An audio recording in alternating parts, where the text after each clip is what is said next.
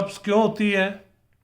जब कोलोन या बड़ी आंत उसमें स्टूल ज़्यादा अरसा तक पड़ा रहे और वो पानी को ज़्यादा से ज़्यादा स्टूल में से, फाइबर में से एब्ज़ॉर्ब कर ले, या बाज़ दफ़ा ऐसा होता है कि स्टूल की कॉल को हम लोग इग्नोर कर देते हैं किसी मसरूफियत की वजह से, या सही वक्त पे स्टूल कॉल को रिस्पॉन्ड नहीं करते और स्टूल खारिज नहीं करते।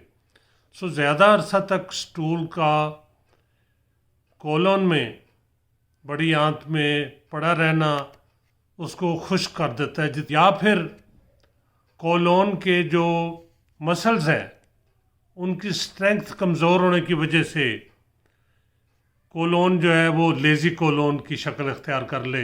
इस पर तफसीली वीडियो देखना चाहें तो नीचे दिए गए लिंक को क्लिक करके इसकी तफसीली वीडियो देखें।